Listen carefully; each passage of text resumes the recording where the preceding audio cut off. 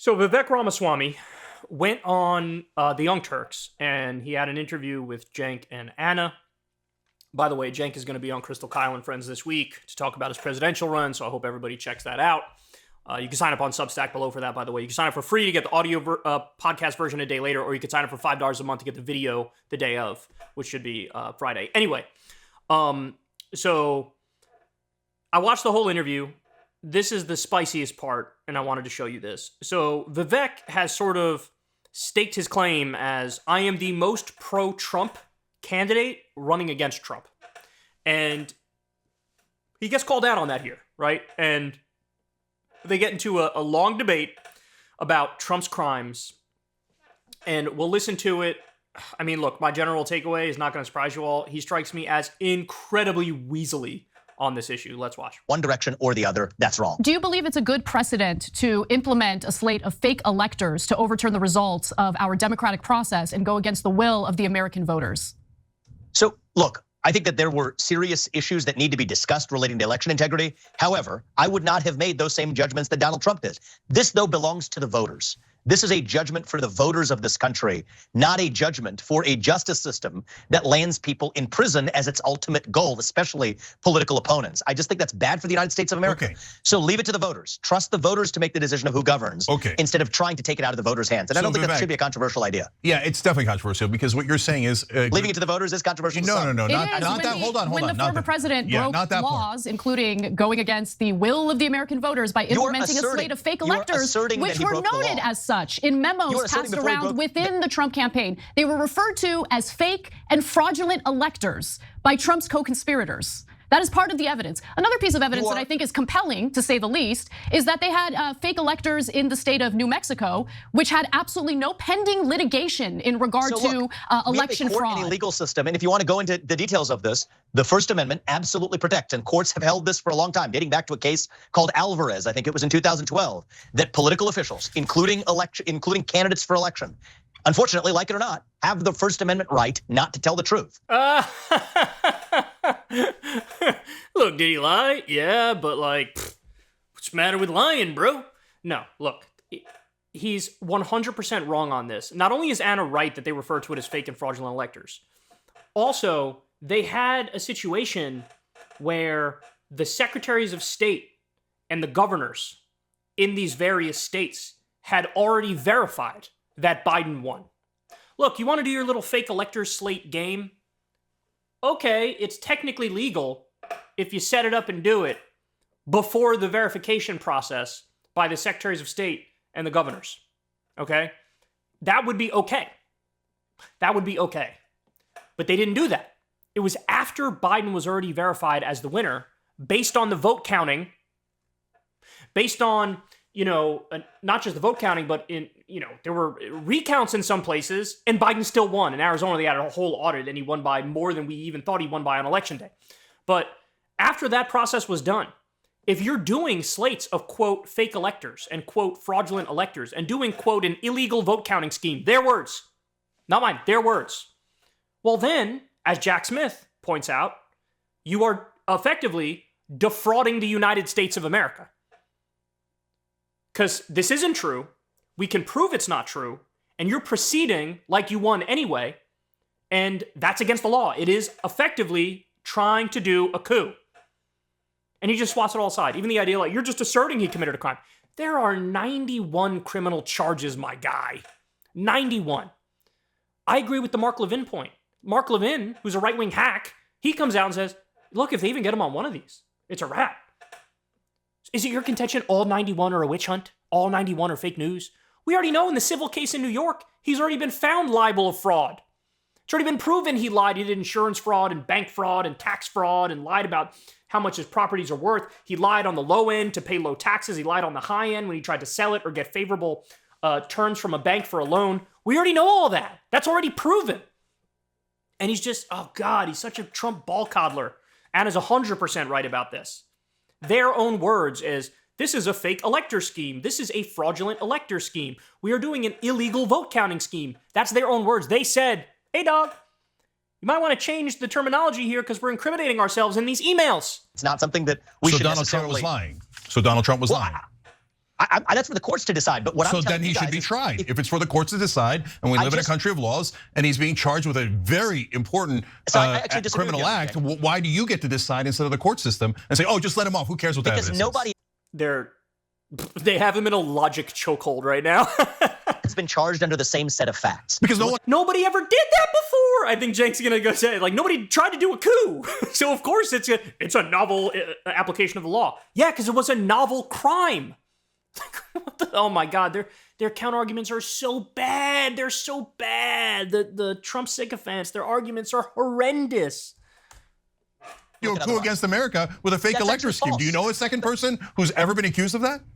We've had contested elections dating back to the late 1800s in this country. And a lot yeah, but no one ever did fake electors and tried to do a coup, Vivek. So are you saying, because this is really important, because good for the goose is good for the gander. So you're saying Joe Biden on his way out can take any national secrets and show them to anyone he likes. Maybe you could even sell them, whatever. He could just take them. Who cares? He can sell them. And hold on. I'm very clear about this. Okay. Can't sell them. Okay, all right. But if he says that, but then what happens when we get the potential news of Trump selling it to the Saudis, which I certainly think is possible.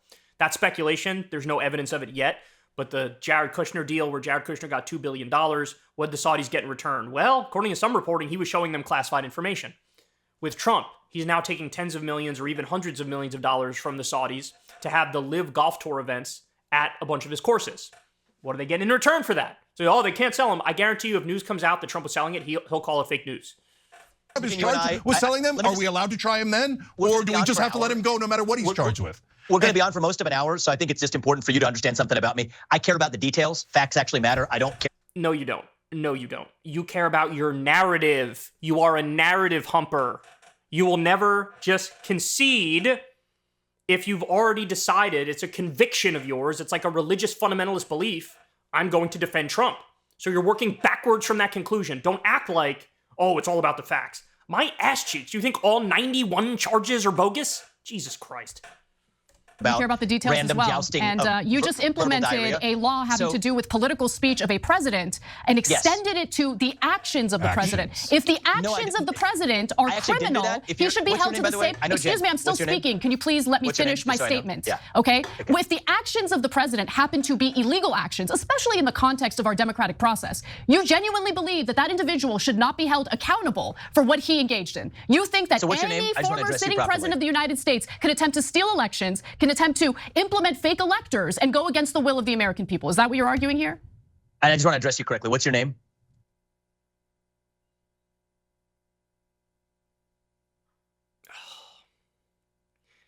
I don't know what he's thinking, man. Does he genuinely not know her name? Is this just some sort of a condescending power play? Is he that much of a boomer that he's unfamiliar with who Anna Kasparian is? Oh, that's so smug. Oh, the smugness meter just shattered. Jesus Christ. By the way, okay, let's say he genuinely doesn't know her name, for argument's sake here. Is this what you would do in this conversation? No, you just would make your point and move on. What's your name? Oh my God. Oh. I mean, you just came on my show. You don't know my name? My name's Anna. I don't actually. I thought I was talking to Cenk. What's your name? My name is Anna. Anna, good. No, we're gonna be chatting for a while. I just wanted to address you conversation. Should have prepared for the interview ahead of time. Well, Anna, you guys invited me on your show. I'm making some time for you guys. I'm happy to have the open debate. Let's get some facts actually straight here. I thought you were detail-oriented. I don't know. Just you're the one. You are making. I didn't mean that as a personal affront, and I promise you. And I'm looking forward to getting into substance with you. So the reality is, you're making an assertion that he broke the law, and then everything that. There are 4 indictments. There's 91 criminal charges. There's tremendous evidence he broke the law. If you think that's not true, I would love to hear him go through all 91 charges and explain why every single one is bogus. He would never do that. He's just a Trump sycophant. He's just trying to ride Trump's wave of popularity and hopefully get a position in Trump's administration. We're doing is working backwards, making a legal judgment on a complex legal theory that has never been brought against a defendant in American history. So that's a circular reasoning. It's a circular loop. No, it's not, Vivek. That doesn't make any sense what you're saying. Vivek, we're not making this legal theory. But Vivek, you're going in circles. Hold on, let's be clear. Nope. So we're not making the assertion. Prosecutors are making that assertion. And you're saying, do not let the prosecutors do their job. Foreclose that. I don't want to discuss this. Hold on, let me finish. So can Joe Biden do a fake elector scheme and just make up electors and declare himself president, as Donald Trump wanted to do. And you admitted earlier he is lying. Donald Trump was lying. And so can Joe Biden lie and say, I've got fake electors, and I'll even call them fake electors, and then you're not allowed to prosecute them because you just said, that's it. No one's allowed to prosecute former presidents. Go ahead. So is Joe Biden allowed to do the same exact thing Donald Trump? Let me just ask you guys a question, because I think I'm getting a sense for your command of the details here. Which case would you like to talk about? There are four pending cases. Go ahead, fake electors. Is Joe Biden allowed to do this? They've been talking about the fake elector scheme. What a ridiculous dodge. You know that that's the case they're talking about. You know it's the Jack Smith ones. And the Georgia one is sort of ancillary to that. It's adjacent to it. It's related. But like, that's what they're talking about. They're not talking about the fraud trial. They're not talking about the classified documents trial. Like, what? One of you is talking about documents, and one of you is talking about because he broke so many laws. But let's stick with fake electors. So, go ahead. Which one would you like to discuss? Fake electors. Go ahead. Yeah.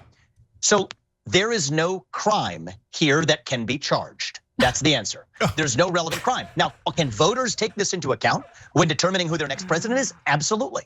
That's exactly how our process works. But our Constitution has a process that has been followed, and it was followed here. And the US president, absolutely, even if he's the outgoing president, has an opportunity to share his opinion, even if those opinions are not true, and if that's found in a court of law. I don't have a view on that, but that's what the allegations are. That's what a court of law is, Vivek, but you're saying we're not allowed to go to a court of law. I'm not saying that you're not allowed to. I'm saying that I would pardon him because I think that these do not match the actual law that the Supreme Court has held applying to these set of facts. And I think it's a bad judgment for the US Justice Department to bring this case because it divides the country and it sets an awful precedent that will now be used going forward for years unless we do something about it. Unless it takes a leader who actually unites this country. This is the new precedent in the United States of America. The new precedent is the party in power will look at who the opponent is and throw the legal statute book at them. That's not how it's supposed to work. Oh, please. The Republicans are currently cheerleading, not only going after Hunter Biden, but going after Joe Biden. And you know what? If there's crimes there, by all means, go right ahead. George W. Bush and Dick Cheney should have been prosecuted for war crimes. You want to know why? Because they did war crimes. Who are we kidding? And with Donald Trump, yes, he's guilty of these crimes. For the love of God, the fraudulent elector scheme, it's been proven through the evidence. We have the documents. They referred to their own actions as a fake elector scheme and a fraudulent elector scheme. They said, even if the secretaries of state and the governors verify the election for Joe Biden, we're still going to override them and do our fake elector scheme, send fraudulent documents to Mike Pence to try to force him to overturn the results of the election. This is what they did. It was an attempted coup. It was an attempted coup. You are defrauding the United States of America. And by the way, there's a civil rights statute that's used, because you're not, you're discounting the votes of the people. And that was another statute that they used against them because that's what they were attempting to do. Discount the votes of the people, override the results that were already verified by the secretaries of state and the governors, and do a fake elector scheme, an illegal vote counting scheme. This is their own words. The idea, bro, no crime there. You can't even do anything about that. And goddamn, how dare you prosecute your political opponents? What if they committed 91 crimes?